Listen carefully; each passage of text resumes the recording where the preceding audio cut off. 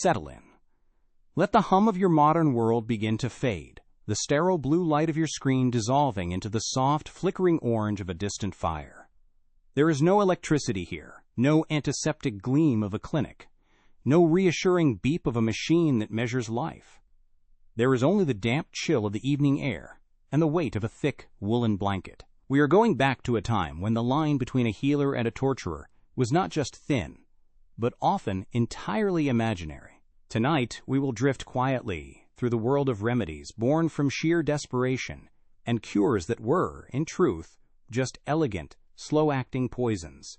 Allow your breathing to deepen as we uncover the strange, misplaced hope that people found in the most brutal medical practices of the past. The morning arrives not with a gentle dawn, but with a persistent, greasy gray light that filters through a single grimy window pane. You feel it more than you see it, a change in the quality of the cold that has been seeping into your bones all night.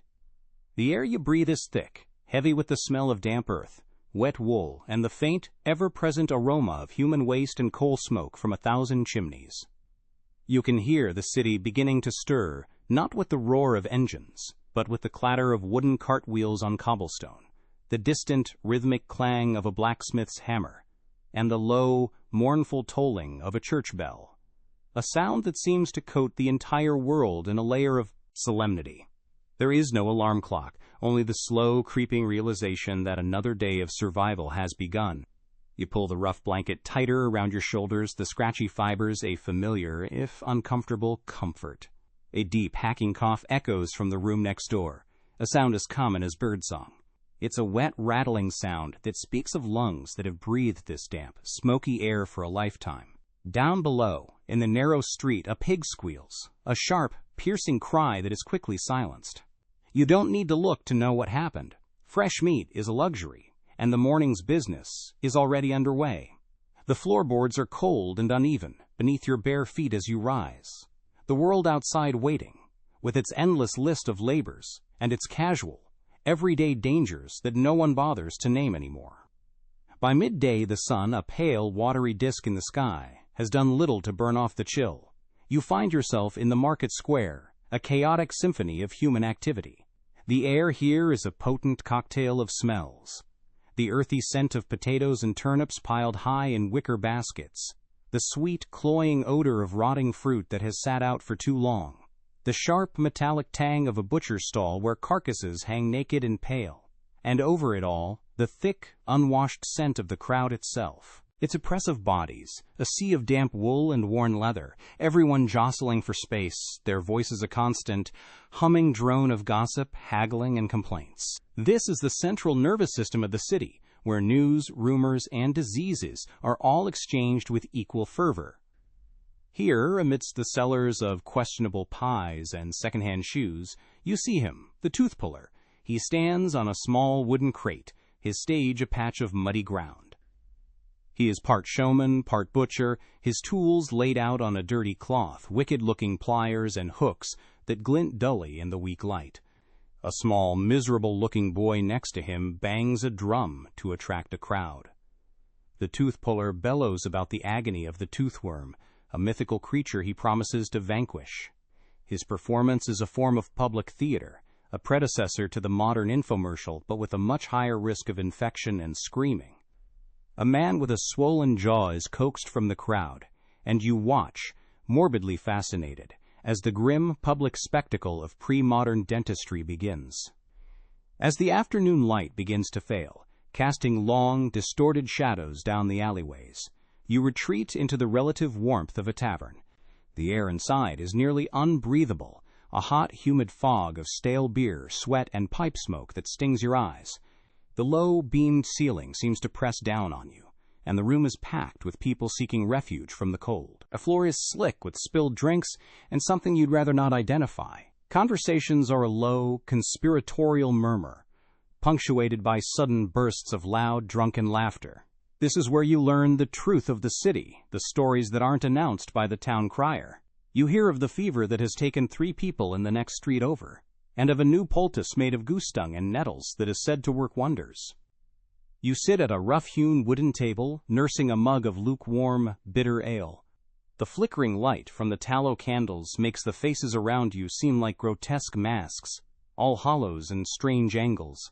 A man at the next table is showing his friends a small lead charm he bought from an apothecary, guaranteed to ward off the plague.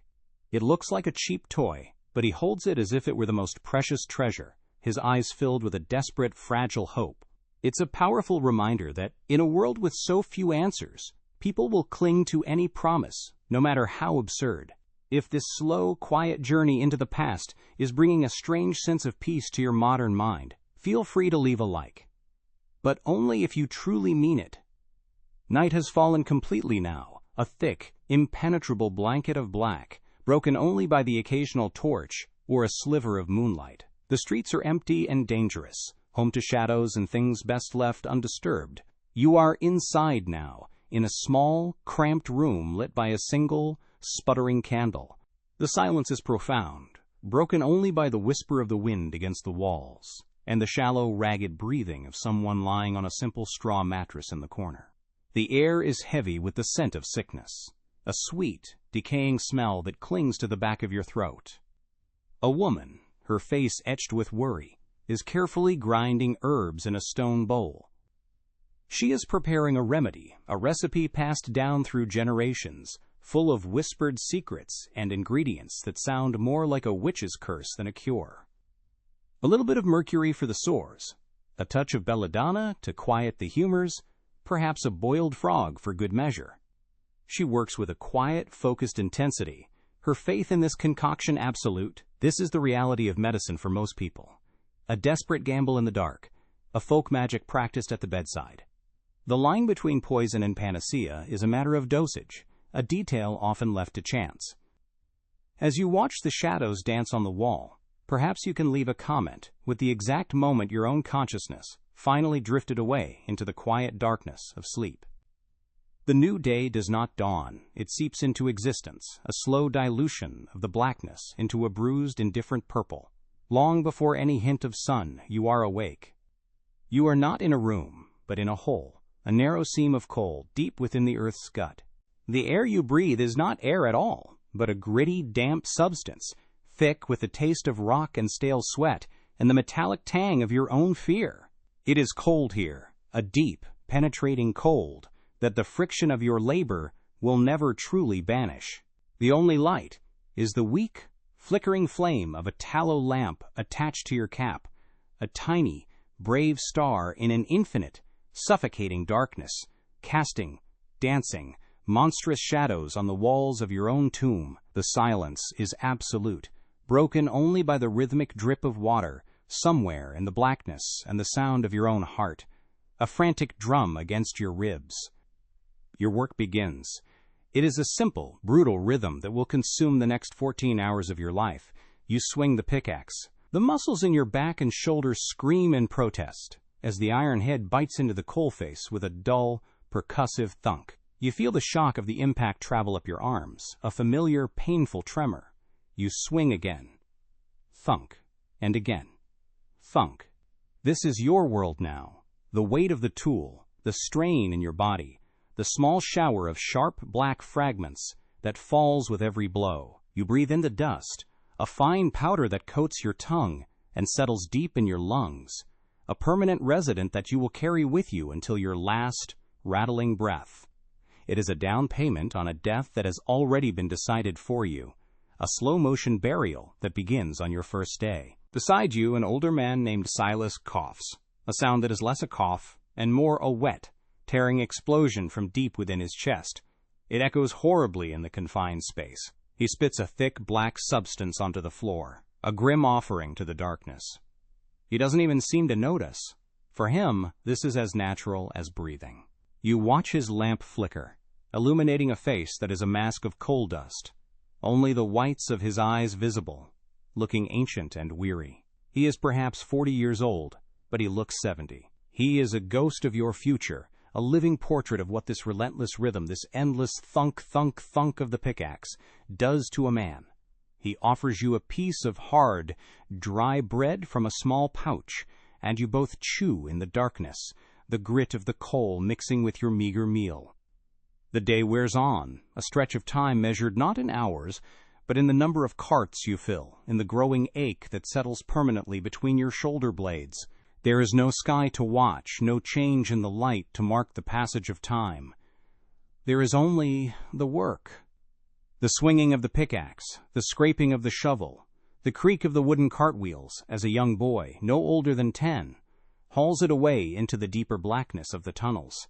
You hear a distant rumble, and for a moment every muscle in your body tenses. The earth here is not stable.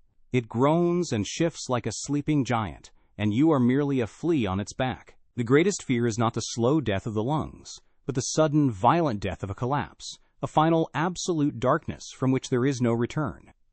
After an eternity, a signal comes, a bell rung far away that echoes faintly down the corridors of the mine. The rhythm is broken. You and Silas begin the slow, arduous journey back towards the surface, your bodies stiff and screaming with every step. You emerge, blinking, into a world that seems impossibly bright, even in the gray twilight of the late afternoon. The air, thin and fresh, feels like a shock to your dust-clogged lungs, and you cough, just like Silas, producing your own black tribute to the day's labor. Your pay is a few coins, barely enough for rent and a loaf of bread. You walk home, your body a symphony of aches, knowing that in just a few short hours of troubled, shallow sleep, you will return to the darkness and the rhythm will begin all over again. Now, let the oppressive darkness of the mind dissolve. Let it be replaced by a different kind of darkness, a suffocating, deafening roar. You are no longer deep in the earth, but in a vast, brick-walled room, a forest of iron and wood. You are a girl, perhaps 14, and you are standing before a spinning mule, a monstrous machine that stretches 100 feet in either direction. The air here is not thick with coal dust, but with cotton fibers, a fine, white lint that hangs in the air like a permanent fog, catching in the weak light that streams through the high, grimy windows. It coats your hair, your clothes, and the inside of your lungs. The noise is a physical force, a relentless, thundering clatter of thousands of moving parts that hammers against your eardrums, making thought impossible. Your job requires constant vigilance and speed. You watch the endless rows of threads, and when one snaps, your small, nimble fingers must dart into the blur of moving machinery to tie it back together. You do not think about the danger. You cannot afford to. To hesitate is to slow the machine, to anger the overseer. To be clumsy is to lose a finger or a hand, crushed in the relentless gears. You have seen it happen. A girl no older than you, a moment of distraction, a scream that was swallowed by the roar of the factory. They carried her out, and another girl took her place before the machine had even fully stopped. You are a component, a small, replaceable part of this great, roaring engine of commerce. The rhythm of the factory is not the simple thunk of a pickaxe, but a complex, overwhelming symphony of noise. The clack, clack, clack of the shuttles, the whir of the spindles, the deep, groaning chug of the steam engine that powers it all. It is a sound that gets inside your bones, that you can still hear in the dead of night when you try to sleep. You stand for 12, 14 hours, your feet swelling, your back a column of fire. There are no breaks. You eat your meager lunch, a slice of bread, perhaps a cold, greasy piece of bacon, while still standing at your station, your eyes never leaving the threads. The lint in the air makes you cough, a dry, persistent hack that everyone here shares. They call it spinner's cough, just another condition of the job, like the low pay and the constant, soul-crushing noise. You watch the other girls, their faces pale and smudged with grease, their movements mechanical, almost hypnotic. They are a silent sisterhood of exhaustion. You see Elspeth, a small girl who cannot be more than 9, her face serious, her tiny fingers flying as she darts under the machines to sweep up the fallen cotton. She is quick, like a mouse, but you see the dark circles under her eyes, the unnatural thinness of her arms. This place is aging her in dog years, stealing her childhood one 14-hour day at a time. The overseer walks the floor, a grim shadow with a cane, his eyes missing nothing. A moment of chatter, a slight slowing of pace, and the cane will fall on a shoulder or a back, a sharp, stinging reminder that you are not here to rest. When the bell finally signals the end of the shift, the sudden silence is as shocking as the noise was. It leaves a ringing in your ears, a hollow space where the roar used to be. You stumble out into the evening, into the cool air that feels like a balm on your skin. Your body hums with the phantom vibration of the machines. You walk home, a ghost in the twilight, to a crowded tenement room where you will fall into a heavy, dreamless sleep, your body preparing itself to once again become a part of the great, thundering machine at dawn. The fine white dust on your pillow is the only proof that you were ever there at all. Shift your senses now from the roar of the factory to a wave of intense, dry heat. The world is a small, dim room, and the air is white with a different kind of dust. You are a baker, and you have been awake since 2 a.m, long before the rest of the city has even begun to stir. The heart of your world is the massive brick oven, a glowing, hungry mouth that radiates a heat so powerful it seems to suck the very moisture from your body. The air smells of yeast, of scorched flour, and the sweet, comforting aroma of baking bread, a comfort you are too exhausted to appreciate. The floor is covered in a permanent layer of flour, making the stones slick and treacherous under your worn wooden clogs. Your work is a rhythm of muscle and weight. You stand before a massive wooden trough, your arms plunged up to the elbows in a mountain of dough. The work is in your shoulders, your back, your legs. You push, fold, turn. Push, fold, turn. It is a slow, relentless dance with the lifeless, heavy mass, coaxing it into submission. Sweat drips from your forehead and trickles down your back.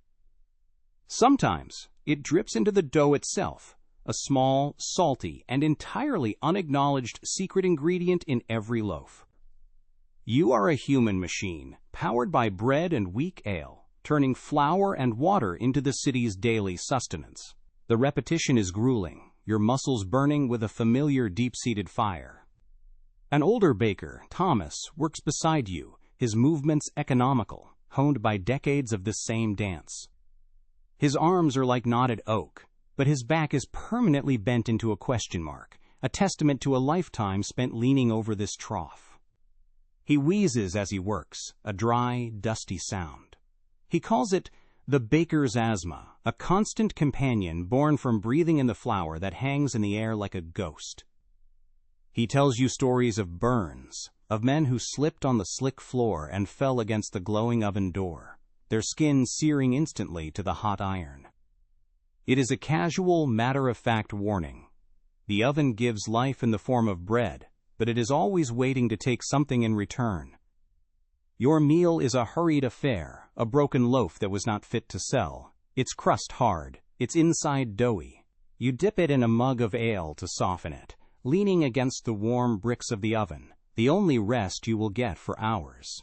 You are surrounded by the most basic of comforts, the very symbol of hearth and home, yet it is just raw material to you, the product of your endless, aching labor. You watch the loaves brown in the oven's fiery belly, your mind a blank, lulled by the heat and the repetitive motion. Your world has shrunk to this hot, dusty room, to the feel of the dough, the smell of the bake, and the constant, nagging ache in your spine. As the first gray light of dawn appears, you load the fresh, hot loaves onto a wooden cart.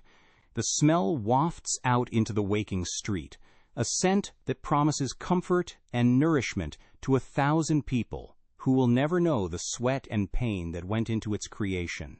You watch the cart trundle away, and you turn back to the trough, where another mountain of flour and water awaits. The day has just begun for the rest of the city, but for you, it is already half over. You are a creature of the night, a servant of the flame, and your rhythm of push, fold, turn will continue until the last loaf is baked and your body is a single, unified scream of exhaustion. Let the dry heat of the bakery be washed away by a blast of cold, salt-laced wind. The floor beneath you is no longer stable stone, but the shifting, rolling deck of a small fishing boat. The world is a vast, heaving expanse of gray water meeting a gray sky. The sun is a pale, watery smudge, offering no warmth, only a bleak, indifferent light. The air is sharp and clean, but it carries the raw, visceral smell of fish guts, brine, and wet wood. The constant motion of the boat is a feeling you no longer notice. It has become a part of you, a permanent unsteadiness in your bones. The cold is relentless, seeping through your oilskins and woolens, chilling you to the very marrow. Your hands are the tools of your trade, and they are barely recognizable as hands anymore. They are raw, chapped, and swollen, the skin split and calloused from hauling coarse, wet ropes and nets. They are permanently curled into a stiff claw, and the simple act of straightening your fingers is an exercise in agony. The rhythm of your life is dictated by the tide and the fish. You cast the heavy nets, a full-body motion of heave and release, feeling the strain in your back and shoulders. Then you wait, a tense, hopeful stillness, broken only by the cry of gulls and the slap of waves against the hull. The sea is your partner and your enemy, a fickle beast that might grant you a bounty or swallow you whole without a second thought. You haul the nets back in, your muscles screaming in protest. It is a battle against the weight of the water, the drag of the tide, and, if you are lucky, the thrashing of a good catch. You and the other man on the boat, a grim-faced veteran named Finn, pull together, your breathing synchronized, grunting with the effort. Finn has lost 2 brothers to this same gray water, and he never looks at it with anything less than a profound, weary respect. He speaks of storms that can rise from nowhere, of rogue waves that can splinter a boat like kindling. Death is not an abstract concept here. It is a constant, silent passenger on every voyage. Your meal is a piece of hardtack, a biscuit so hard you have to soak it in seawater to make it chewable. You gnaw on it while keeping one eye on the horizon, your body swaying with the boat's relentless rhythm. The water you drink is stale, tasting of the wooden barrel it's kept in. There is no comfort here, only the raw, brutal reality of survival. The success of your day is measured in the silver flash of fish thrashing in the bottom of the boat, a chaotic, dying dance that promises a few more coins, a little more food, another day of life. A bad catch means hunger, for you and your family. It is a simple, terrifying equation. As the boat turns back towards the distant, hazy line of the shore, you begin the task of gutting the fish. The knife is cold in your stiff hand, the work messy and repetitive. The deck becomes slick with blood and scales. The cold deepens as the sun sinks, and the ache in your joints becomes a throbbing, fiery pain. This is the fisherman's curse, a body slowly petrified by damp and cold, a life spent wrestling with the vast, hungry sea for a meager living.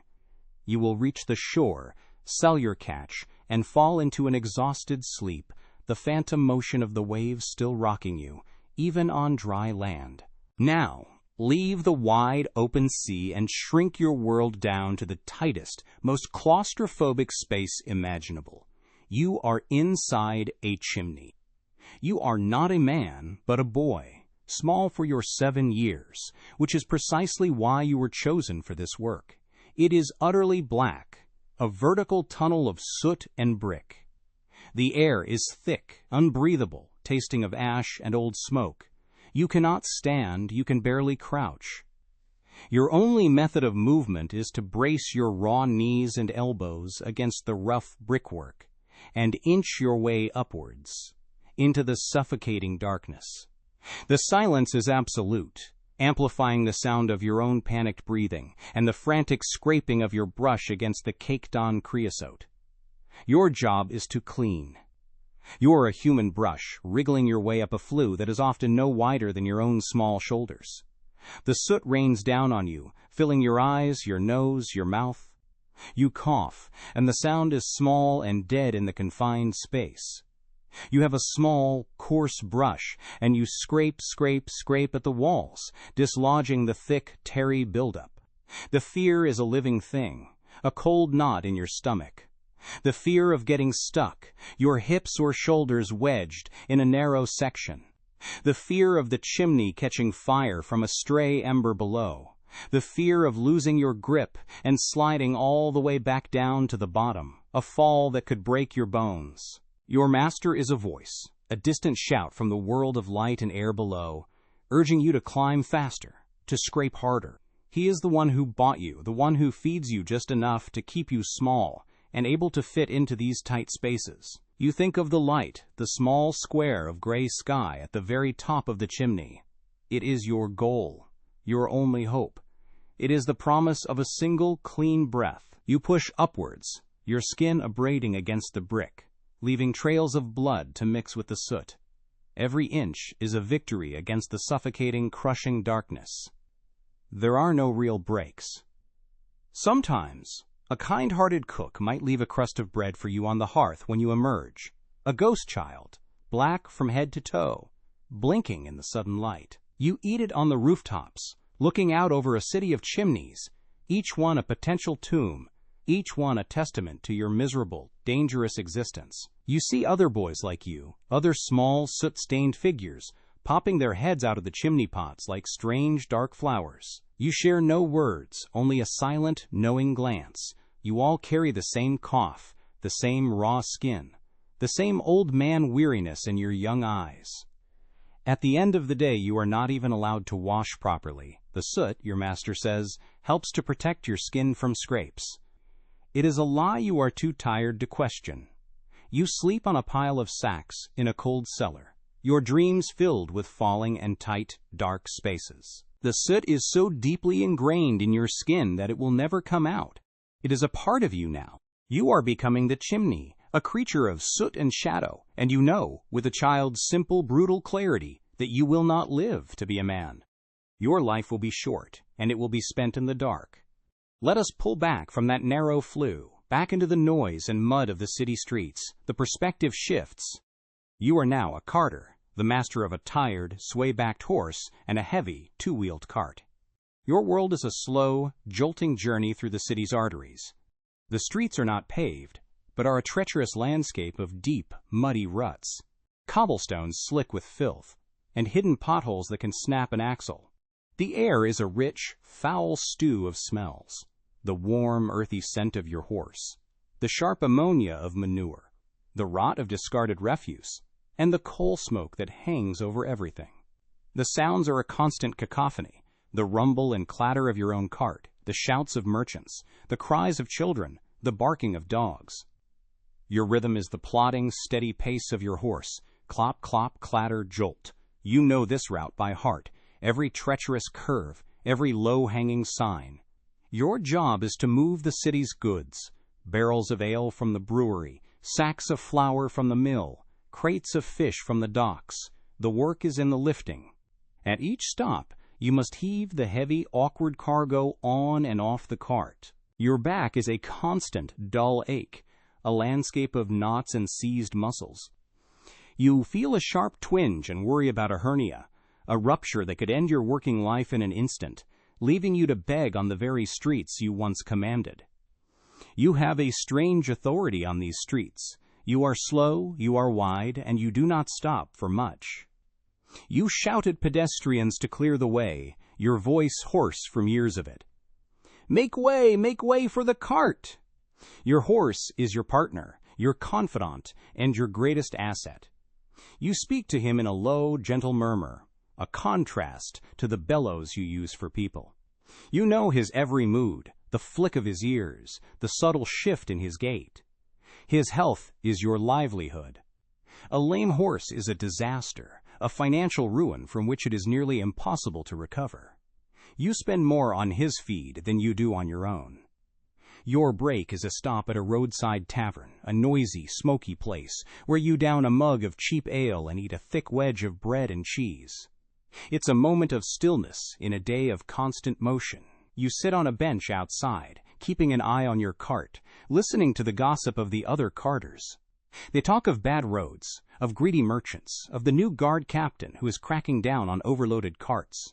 It is a small community, bound by the shared experience of the road, the shared aches in their backs, and the shared smell of horse and sweat. You trade stories of near accidents, of stubborn mules, of the strange things you are sometimes paid to haul. As the day ends and you guide your horse and empty cart back to the stables, you move like an old man, though you may only be 30. The jolting of the cart has settled deep into your bones, a permanent vibration that makes your joints ache. You unharness your horse, Giving him a rub-down and a good measure of oats, your movement slow and deliberate.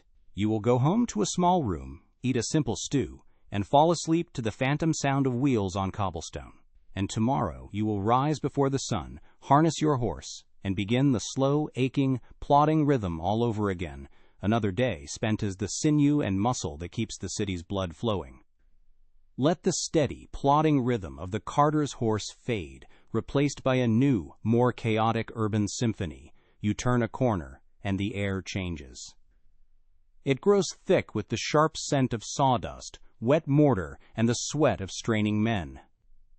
A new building is rising, a skeleton of raw timber scaffolding clinging precariously to a brick shell. Men scurry across narrow, unsecured planks dozens of feet in the air, their movements nimble, born of a familiarity that breeds a dangerous contempt for the gaping void below. There are no hard hats, no safety harnesses, no concept of occupational health. There is only the work and the ever-present, unspoken understanding that a single misplaced step, a moment of dizziness, or a sudden gust of wind means a swift, messy end on the cobblestones. You hear a sudden, sharp cry from above, followed by a sickening, wet crunch. The crowd barely stops, parting around the crumpled shape on the ground like a river around a stone. It is a brief, gruesome interruption in the day's business, and nothing more. Your path now takes you towards a different kind of industry, one that promises a strange, faint light in the gloom. You can smell it before you see it, a sharp, acrid scent of sulfur and phosphorus that catches in the back of your throat. This is a matchstick factory, and inside, the air hums with the quiet, focused labor of women and young girls. They stand in long rows, their hands moving with dizzying speed as they dip splints of wood into a pale, waxy paste of white phosphorus.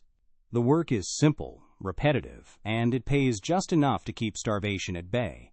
In the dim light of the factory, the phosphorus has a magical quality. It leaves a faint, ghostly luminescence on the girls' hands and faces, so that when they walk home in the dark, they seem to glow with a soft, ethereal light like fireflies or angels. A beautiful, deadly illusion. This faint, pretty glow is the calling card of a unique and horrifying disease. It begins, innocuously enough, as a toothache. You might ignore it, thinking it a common ailment, but then the pain intensifies. A deep, throbbing agony in your jaw. Your gums begin to swell and ooze a foul-smelling pus. The bone itself begins to decay, eaten away from the inside by the phosphorus you inhale all day. In the darkness of your small room at night, you might notice a faint, greenish-white light emanating from your own mouth as your jawbone literally begins to glow. This is phossy jaw, a necrosis of the bone that is as relentless as it is agonizing. The only cure is the surgical removal of the entire jaw, leaving the victim horribly disfigured, unable to eat, a living monument to the price of a cheap box of matches. A small price to pay for progress. The dangers, you are learning, are not just in the air you breathe at work, but on the very plate from which you eat. You stop at a baker's stall to buy a loaf of bread. It looks magnificent, a large, perfectly white loaf that speaks of purity and quality. But its whiteness is a lie. To stretch his expensive flour and to make older, grayer flour look fresh and new, the baker has added a generous amount of alum. This chemical whitener also allows the dough to absorb more water, making the loaf heavier and therefore more profitable. You pay for a pound of bread, but a good portion of what you're buying is just water and a metallic salt. It's a brilliant piece of commercial chemistry that will, over time, cause you chronic indigestion and severe constipation. But in the short term, it makes for an impressively white slice of toast. That unnatural whiteness hides other secrets too. Depending on the baker's level of creativity or desperation, your daily bread might also contain a healthy portion of chalk, ground-up bone meal, or even plaster of Paris. These additives are all cheap, they are all white, and they all add weight. As you chew, you might notice a faint, gritty texture, a slight resistance that is not quite right, but you are too hungry to question it. You are slowly consuming your own building materials, turning your digestive system into a miniature construction site. You fill your belly with something that looks and feels like food, but which offers little nourishment and actively works to clog your insides. It is the perfect metaphor for the society that produces it. Looks substantial on the outside, but is mostly filler and fraud within. Even the milk, that supposed symbol of childhood health and innocence, is a vessel for deception. When the milk cart rattles down your street, you bring out your jug to be filled. The liquid that splashes in seems thin, with a telltale bluish tinge. This is because at least half of it is water from the nearest, and likely not cleanest, pump. To restore the milky white color, the vendor has stirred in chalk dust or a slurry of plaster. To simulate the rich cream that should rise to the top, some of the more enterprising dairymen have been known to add a paste made from mashed sheep's brains. It creates a convincing, thick layer on the surface. You pay good money for a pint of water, chalk, and emulsified animal tissue, all delivered with a smile. It's probably best not to cry over it if you spill it. In larger cities, the situation is even more grotesque. You hear whispers of the swill milk trade. This is milk that comes from cows kept in horrific conditions, often tethered in the dark, steaming basements of distilleries. They are fed nothing but the hot, fermented, alcoholic mash left over from the distilling process. The swill. The cows are sick, covered in sores, their teeth rotted out. The milk they produce is thin, blue, and teeming with disease. To make it sellable, it is whitened with plaster of Paris, thickened with starch and eggs, and colored with molasses. It is a toxic cocktail responsible for staggering infant mortality rates in the city's slums. The practice is an open secret, a perfect marriage of industrial waste and public health disaster, proving that you can, in fact, find a use for absolutely everything. This culinary creativity extends to every corner of the market. Those brightly colored sweets in the confectioner's window, the ones that look so irresistible to a child, their vibrant greens are often achieved with copper arsenite, and their brilliant reds with lead oxide. They are tiny, beautiful nuggets of poison, sold for a penny. The beer in the tavern, which seems unusually potent and helps you forget your aching back, it's not just the alcohol. To give their weak, watered-down brew a stronger kick and to make it more addictive, some publicans add narcotics to the cask. A bit of opium, a dash of tobacco, or other sedatives. You are not just having a drink. You are participating in a low-grade, unregulated pharmaceutical trial, one designed to ensure you come back tomorrow for another dose of blissful ignorance. When these industrial hazards and culinary poisons inevitably make you sick, you do not go to a sterile clinic. You seek out an apothecary. You step out of the muddy street and into a small, dark shop that smells of dried herbs, strange chemicals, and dust. Jars filled with mysterious powders and murky liquids line the shelves from floor to ceiling.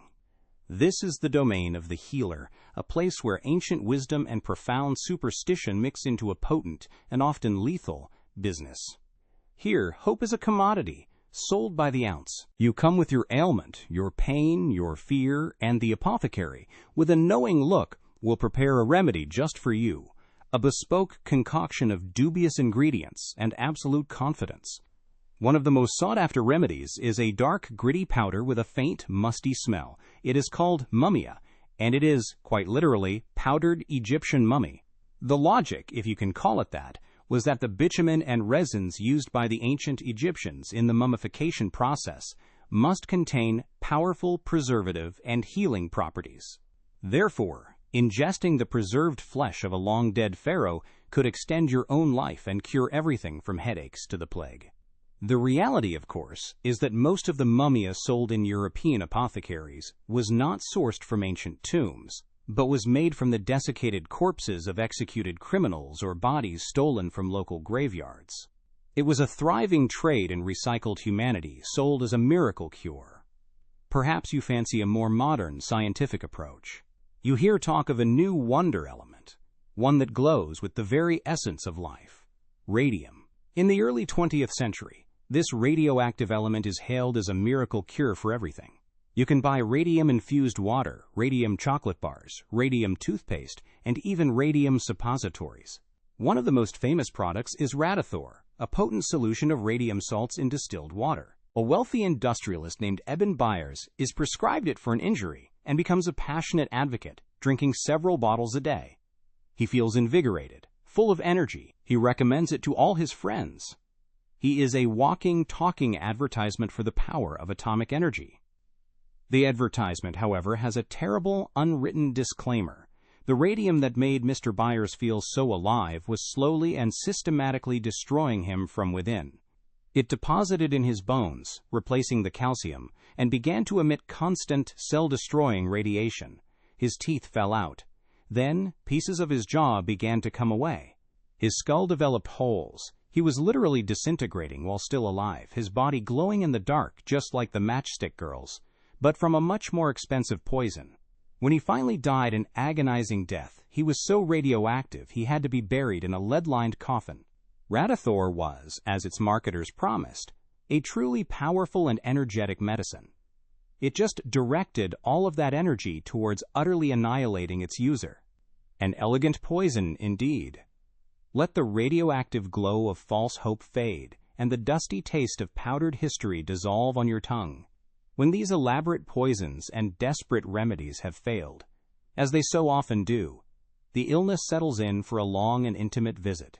Perhaps it begins in you not as a sudden catastrophe, but as a quiet, persistent guest. A cough. At first, it is a delicate, almost poetic punctuation to your sentences, but soon it becomes a constant hacking companion. This is consumption, the great thief of the age. It does not kill you with violence, but with a slow, methodical erasure. You watch yourself grow thinner, your skin taking on a fashionable pallor, your cheeks flushed with a fever that mimics a healthy blush. It is a strangely romanticized decline, this wasting away, a process that turns you into a fragile, ethereal creature, beautiful and doomed, coughing your life into a blood-flecked handkerchief. Or perhaps your sickness is not a slow waltz, but a sudden, violent assault. It is typhus, the fever born of filth and crowding, the constant companion of armies, prisons, and the city's poorest slums. It arrives like a kicked-in door, with a splitting headache, a raging fever, and a shuddering that seems to shake your very bones loose. You are thrown into a state of delirious stupor, your mind a churning sea of nightmares and nonsensical visions. A rash of small rose-colored spots appears on your body, a grim constellation marking the battleground within. The disease is carried by the lice that are an unavoidable part of life for so many, a tiny insect delivering a sentence of agonizing, fever-drenched death. In the crowded tenements, it moves from one body to the next with terrifying efficiency, a silent, invisible fire consuming entire families. Then there is the pox, the most feared of all the scarred horsemen of disease. Smallpox announces itself not with a cough or a chill, but with a constellation of red spots that bloom across your skin. These are not mere spots, but promises of what is to come. You watch, helpless, as they transform, swelling into blisters filled with a clear fluid, then a thick yellow pus. Your face, your body, becomes a landscape of these painful, weeping sores, the pressure unbearable, the itching a torment. The smell of suppuration, sickly sweet and foul, clings to you, to your bedding, to the very air in the room. If the fever and the agony do not kill you, the disease will leave its mark forever, a permanent memory carved into your skin. Your face will become a mask of puckered scars, a pockmarked testament to your survival. Many are not so lucky, the pox stealing their sight, leaving them to navigate a world of darkness. And what of the vengeance of the chalk-whitened bread and the brain-thickened milk? It comes suddenly, in the dead of night, a violent cramping in your gut that doubles you over. This is the beginning of cholera, or one of its many cousins of filth. Your body rebels, attempting to violently expel the poison in a torrent of sickness that leaves you weak and trembling. The disease empties you with shocking speed, the fluid you lose becoming pale and flecked, like water that has been used to wash rice. Your skin grows cold and clammy, taking on a strange, bluish tint as you dehydrate. Your thirst is a raging fire that cannot be quenched. In a matter of hours, you can go from a healthy person to a shriveled, gasping husk. It is a swift, brutal, and profoundly undignified end, a final, lethal consequence of the city's casual deceptions.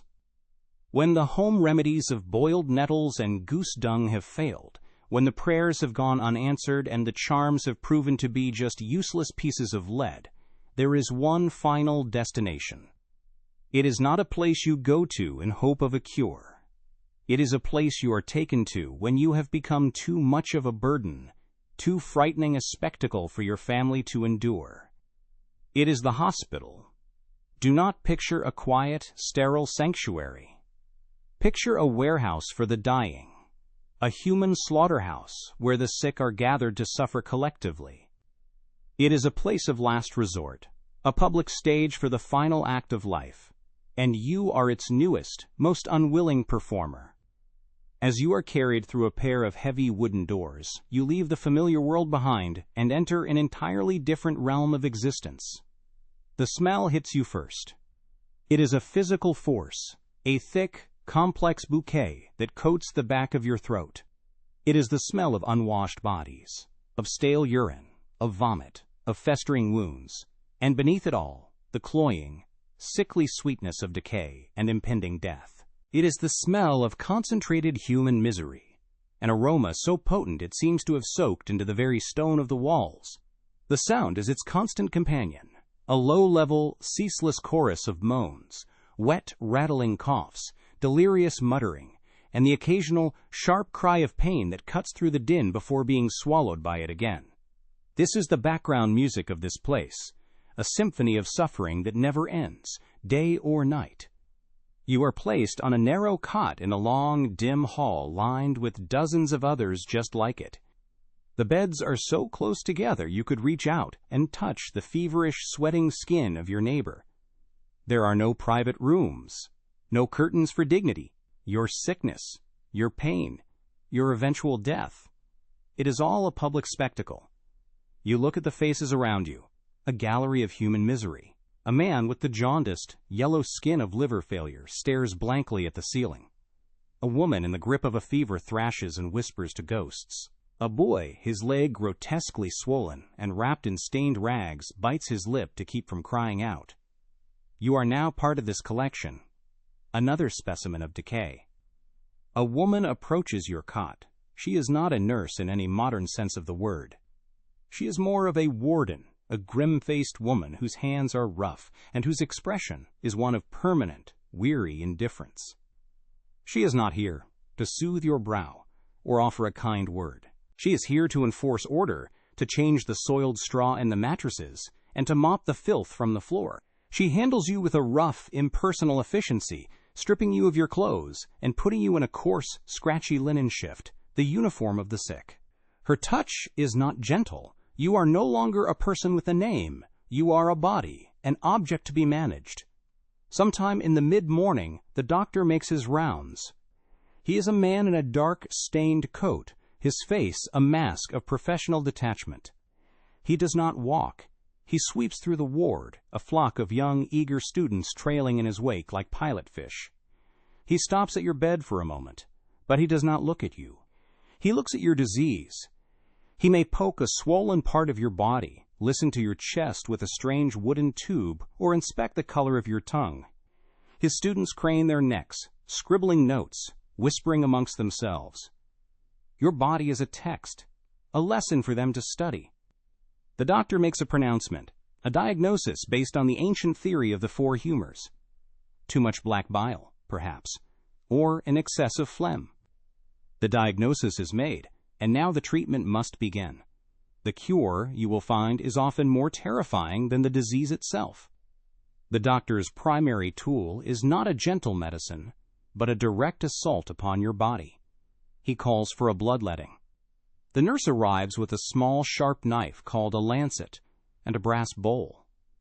She is not looking for a vein. She simply makes a small, precise cut in your arm and watches as your dark, sluggish blood begins to drip into the bowl. The theory is that this will release the excess humors, drain the fever, and restore balance to your system. The reality is that it will weaken you, drain you of what little strength you have left, and push you closer to the edge. The amount of blood to be taken is not a science, but a grim form of guesswork. The doctor might prescribe the removal of 8 ounces, or 16, or until you faint, whichever comes first. Fainting is often seen as a good sign, an indication that the treatment is working, that the body has been shocked back into a state of equilibrium. As you feel the world begin to swim and grow dark, a strange, cold weakness spreading through your limbs, you are not being healed. You are being systematically exsanguinated, your life force draining into a brass bowl on the grimy floor, all in the name of a theory that is thousands of years old and catastrophically wrong. If bleeding is not deemed sufficient, the doctor may order a purge. This is an attack on your digestive system, an attempt to violently expel the sickness from your body.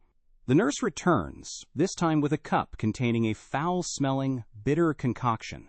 It is an emetic, a powerful substance designed to make you vomit, or a purgative, designed to work on the other end. You are forced to drink it down, and soon your body is racked with violent, uncontrollable spasms. You are emptying yourself of everything, a miserable, retching heap. The doctors and students watch this with clinical interest, seeing it not as torture, but as a necessary and effective cleansing of the body's corrupt interior. A third pillar of this aggressive therapy is blistering. If the illness is deep-seated, the doctor may decide it needs to be drawn out through the skin. A thick, caustic paste is smeared onto a patch of your chest or back. Within hours, the skin reddens, and a large, painful blister begins to form, filling with fluid. This, it is believed, is the illness itself, being drawn from the organs to the surface, where it can be safely drained. The pain is intense, another layer of misery piled onto your existing suffering. You now have a raw, open wound, a perfect gateway for the infections that thrive in the hospital's filthy air, all in an effort to cure the sickness you already had. Lunchtime arrives. You are not given a restorative broth or a nourishing meal. A large pot is carried into the ward, and the nurse ladles a thin, gray, lumpy gruel into wooden bowls. It is bland, lukewarm, and has the consistency of wallpaper paste. You share your bowl and a crude wooden spoon with the previous occupant of your bed, and you will share it with the next. The food is not designed to heal you or even to comfort you. Its only purpose is to keep you alive, just barely, for another day of treatments. You eat what you can, your stomach churning, the taste of sickness and medicine already in your mouth. The afternoon is a long, slow desert of time. There is nothing to do but lie here and listen to the symphony of suffering around you. The light shifts, streaming in dusty shafts through the high, grimy windows, illuminating the floating particles of dust, skin, and disease that fill the air. Men and women in the grip of fever have long muttered conversations with ghosts, their eyes wide and staring. The man next to you begins to cough, a deep, wet, rattling sound that seems to tear something loose deep inside his chest. He coughs until he can't breathe, his face turning a dark, purplish color. No one comes to help him. This is simply the natural course of things. Suddenly, a different kind of sound cuts through the ward. It is not a low moan, but a sharp, piercing scream of pure, undiluted agony. It is followed by another, and then a series of muffled, desperate cries. This is the sound of surgery. A patient is being carried out of the ward and taken to the operating theater. This is not a sterile, quiet room. It is a theater in the truest sense of the word, a tiered room where students and paying spectators can gather to watch the main event. It is a performance, and the surgeon is its star. He is not a gentle healer, but a man valued for his speed, his brute strength, and his iron nerve. The patient, perhaps a man with a shattered leg from a fall, is strapped or held down by several strong assistants onto a wooden table. There is no anesthesia, only a swig of whiskey or a leather strap to bite down on. The surgeon enters, rolls up his sleeves, and selects a tool from a wooden box.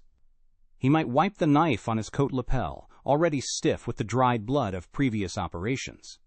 He does not waste time with pleasantries. He works with a terrifying speed, because speed is the only mercy he can offer. The faster he cuts, the less time the patient has to suffer and bleed. The patient's screams are the soundtrack to his craft. You can hear the saw. It is a wet, grating noise, the sound of steel teeth biting through flesh and bone. It is a sound that will haunt your dreams for weeks.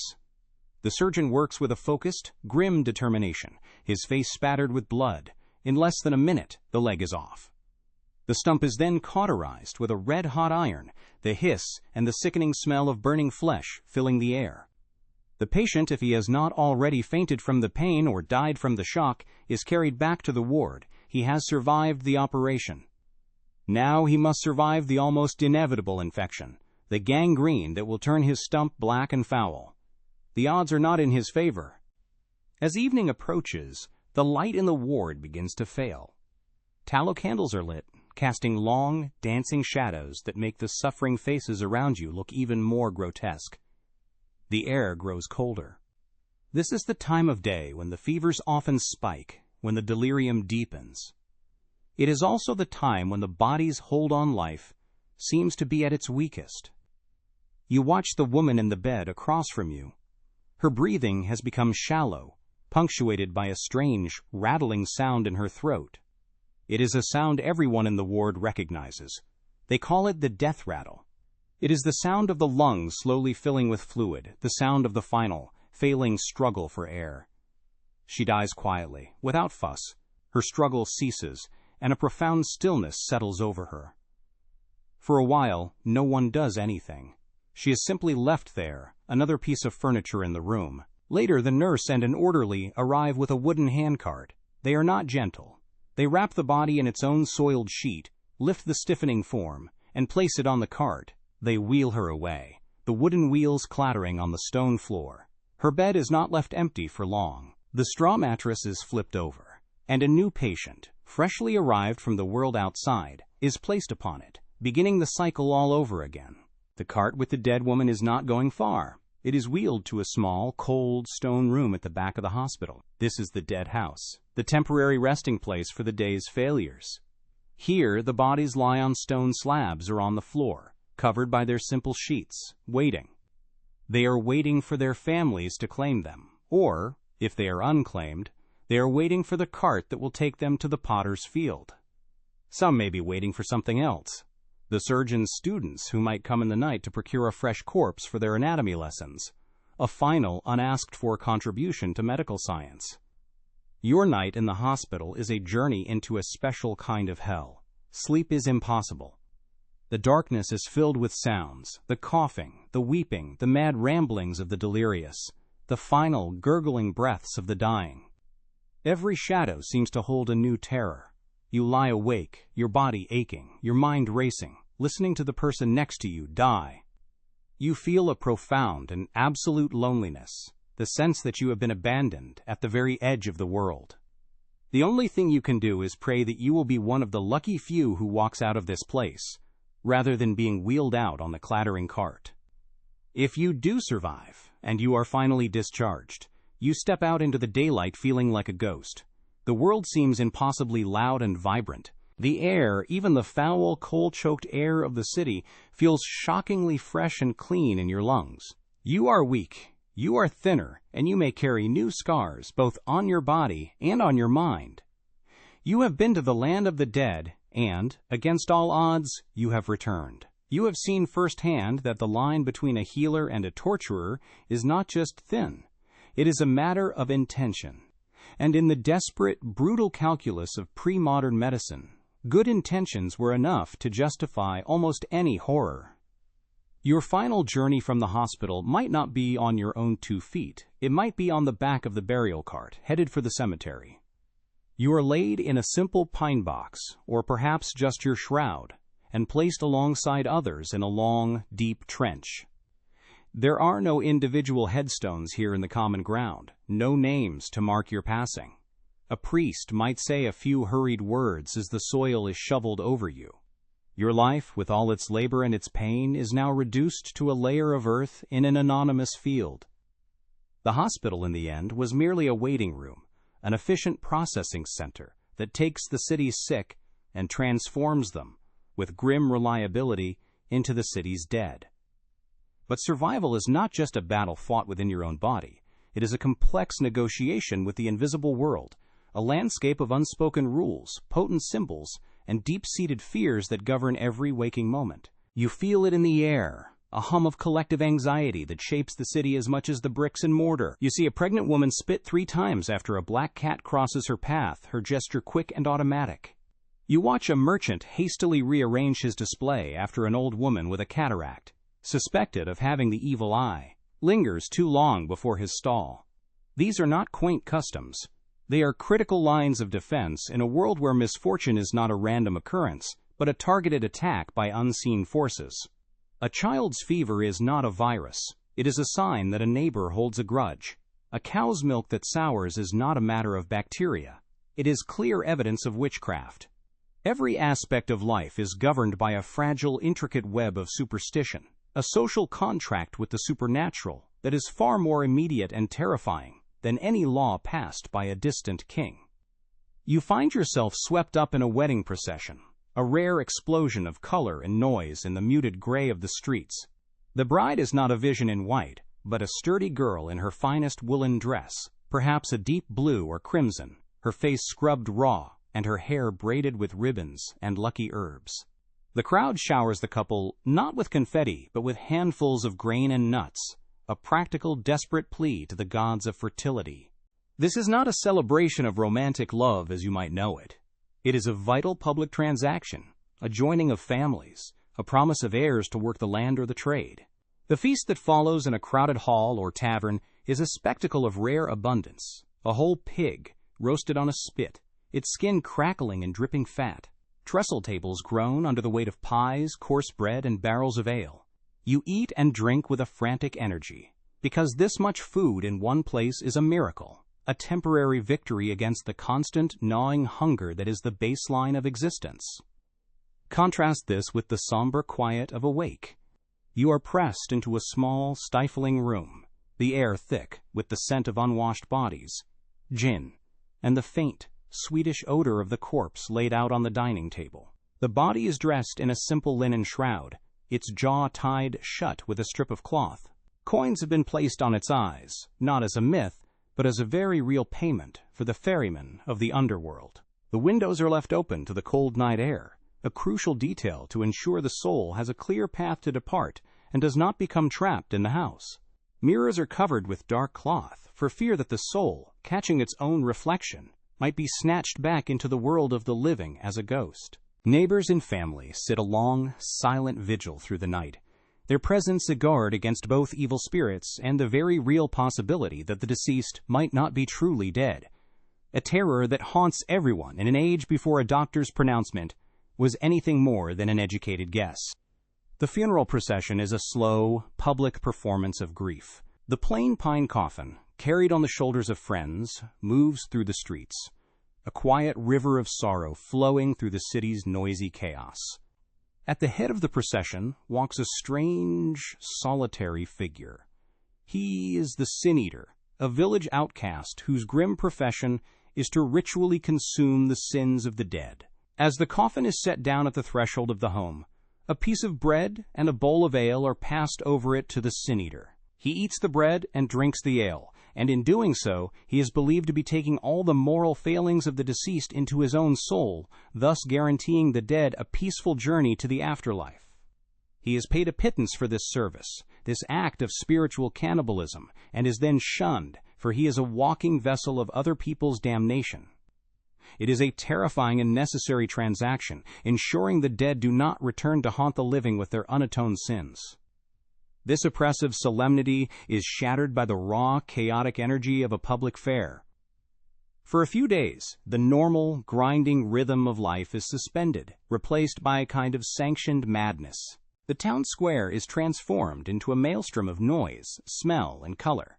You hear the drone of bagpipes and the frantic sawing of a fiddle competing with the shouts of men wagering on a bear baiting. The air is thick with the smoke of roasting meats and the sweet, cloying scent of cheap candy. You see dancers with ribbons and bells, their faces flushed with ale and exertion. You watch a puppet show where Mr. Punch gleefully murders his wife and child to the delight of a cheering crowd. This is not a gentle, family-friendly event. It is a visceral, often violent release of pent-up desperation, a brief, wild holiday from reality where a man might get drunk, get in a fight, and lose a week's wages, all in the name of forgetting, for a single day, the ever-present shadow of work and death. Amidst the chaos, you see a man with an ink-stained apron handing out crudely printed broadsheets. You take one, the cheap paper still damp.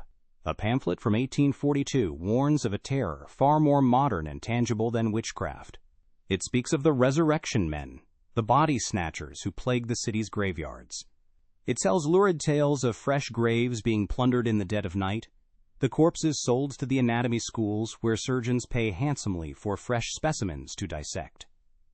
The fear is so intense that families will hold armed vigils over the graves of their loved ones, or place heavy iron cages, called mortsafes, over the coffins.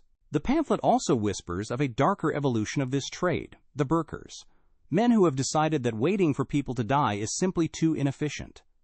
They now murder the living, the lonely traveler, the drunkard, the poor, to create their own supply of merchandise. This terror fundamentally changes your relationship with medicine. The doctor is no longer just a potential torturer, but also a potential customer for your own murdered corpse. This fear of violation from the outside is matched by a profound misunderstanding of the dangers within. Your very idea of hygiene is governed by a different set of rules. You believe that water is a dangerous element, that immersing your body in it opens the pores and allows sickness, the bad air, to enter. Therefore, you bathe perhaps once or twice a year, if that. Your daily cleaning consists of rubbing your face and hands with a dry cloth. You change your linen shirt regularly, as you believe the cloth absorbs the body's foul humors and pulls them away from the skin. The streets are your toilet and your garbage dump, a shared repository for human and animal waste, rotting food, and the entrails from the butcher's shop. You navigate this landscape by holding a perfumed handkerchief or a small silver pomander filled with cloves and ambergris to your nose, a personal, portable air purifier in a world where the very atmosphere is believed to be a poisonous soup, a miasma of disease just waiting to be inhaled. You seek refuge in the tavern, the city's true public forum and news service. Here, amidst the smoke and the shouting, the folklore of medicine is practiced with absolute authority. You listen as a man with a wild beard and impossibly confident eyes explains to his rapt audience that the best cure for a fever is to wrap the patient in a blanket soaked in the fresh urine of a horse. At another table, a woman swears that her child's persistent cough was cured only after she cut a lock of his hair, placed it in a hole drilled into an oak tree, and plugged the hole with a wooden peg. The theory is simple. As the tree grows and absorbs the peg, it will also absorb the illness.